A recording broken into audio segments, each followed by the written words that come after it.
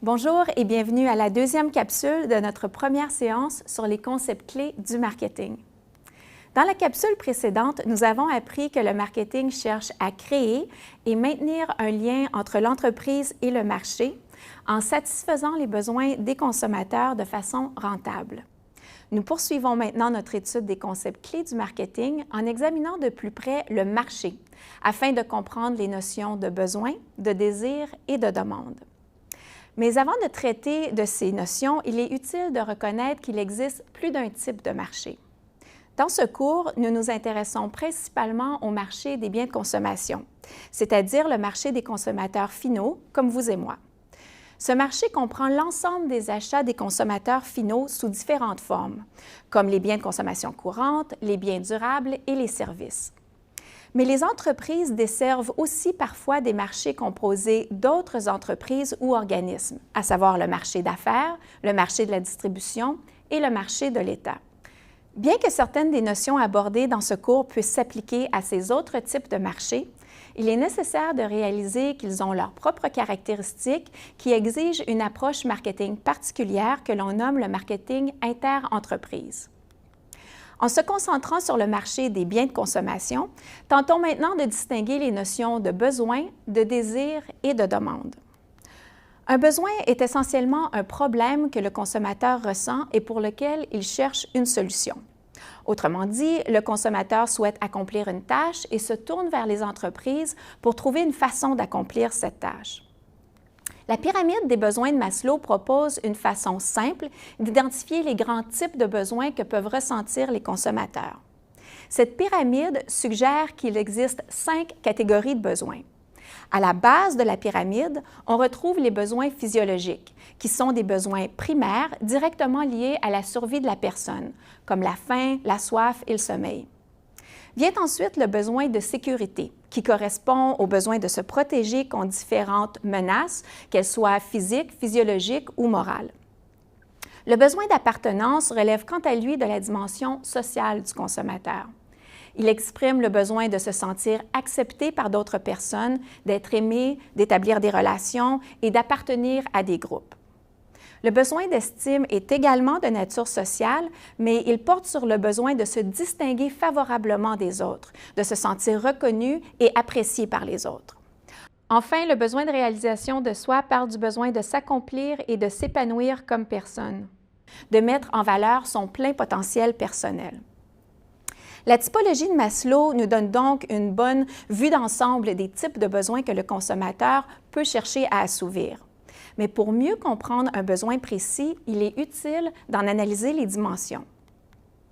Des auteurs ont proposé que chaque besoin ou problème que le consommateur éprouve, chaque tâche qu'il souhaite accomplir, est composé de 3 dimensions. Une dimension fonctionnelle, une dimension émotive et une dimension sociale. Prenons l'exemple d'un consommateur qui a faim et qui cherche une solution à sa faim. La dimension fonctionnelle de ce besoin pourrait simplement être la recherche d'une solution permettant d'atteindre un état de satiété. Par contre, si notre consommateur est un athlète, la dimension fonctionnelle pourrait aussi vouloir dire trouver une solution qui lui apporte les éléments nutritifs nécessaires pour compléter sa séance d'entraînement. La dimension émotive correspond aux états affectifs que le consommateur recherche dans une solution. En cherchant une solution à sa faim, le consommateur peut par exemple souhaiter une alternative qui lui donne du plaisir. Si le consommateur a une journée particulièrement éprouvante, peut-être cherchera-t-il plutôt une solution réconfortante. Finalement, la dimension sociale situe le besoin dans les interactions avec les autres. Le consommateur qui a faim voudra peut-être trouver une solution qui plaise aussi aux personnes avec qui il partagera un repas. Par ailleurs, si le consommateur doit manger à son bureau, peut-être cherchera-t-il une solution qui n'incommode pas trop les gens autour de lui par des arômes trop prononcés, par exemple.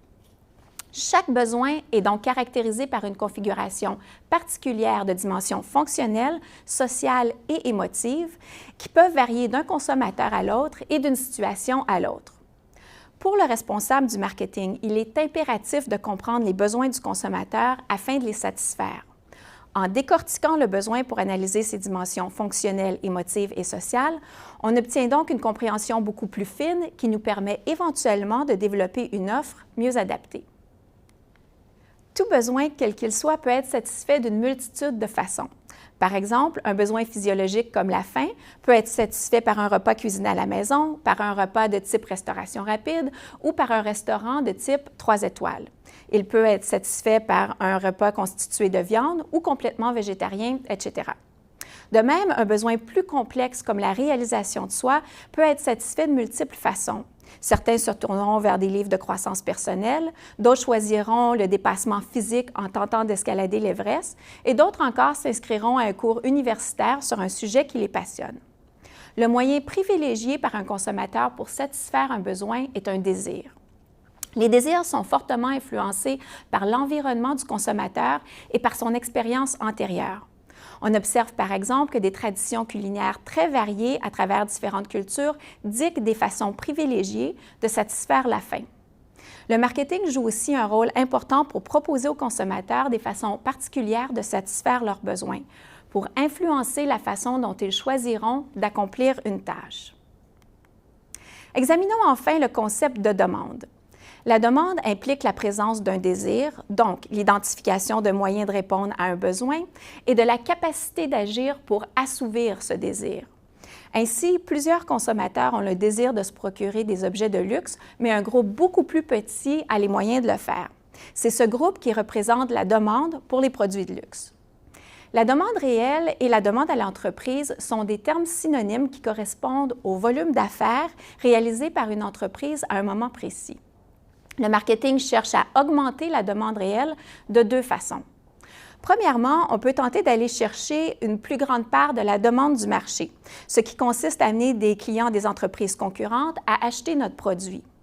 Deuxièmement, on peut tenter de transformer la demande potentielle en demande réelle.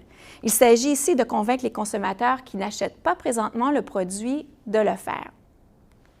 Maintenant que nous sommes familiers avec les concepts de besoin, désir et demande, j'aimerais discuter d'une accusation qui est souvent formulée à l'égard du marketing, à savoir qu'il ne se contente pas de satisfaire des besoins, mais qu'il crée des besoins. Lors de la première séance d'un cours de marketing, je demande souvent aux étudiants ce qu'ils pensent qu'est le marketing. Invariablement, une des premières réponses, c'est « le marketing, c'est créer des besoins pour vendre des produits ». Pour appuyer cette affirmation, les étudiants donnent des exemples comme le iPhone, en affirmant que personne n'a besoin d'un iPhone, mais que plusieurs personnes en achètent quand même. En effet, personne n'a besoin d'un iPhone, mais ce produit répond à des besoins du consommateur, à des problèmes auxquels il cherche une solution. Il peut premièrement s'agir du besoin de sécurité, puisqu'un téléphone cellulaire permet de contacter quelqu'un en situation d'urgence ou de danger. Il peut aussi s'agir du besoin d'appartenance, puisque ce même téléphone permet de communiquer avec nos amis facilement, de maintenir nos relations. Il peut enfin s'agir du besoin d'estime si le consommateur croit que le fait d'avoir la dernière version du iPhone lui permet d'impressionner ses pairs. Avec le iPhone, l'entreprise Apple ne crée donc pas un besoin, mais ce qu'elle parvient à faire est d'encourager un fort désir pour son produit en le positionnant comme la meilleure solution pour satisfaire les différents besoins du consommateur. Vous pouvez penser que cette distinction est purement sémantique, mais elle est importante puisqu'elle établit une limite à ce qu'on peut accomplir avec le marketing.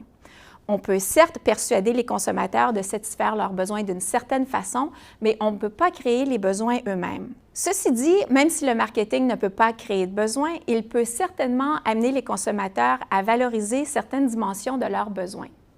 Ainsi, Apple a apporté un élément hédonique très fort à ses produits à travers de beaux designs et des interfaces agréables à utiliser.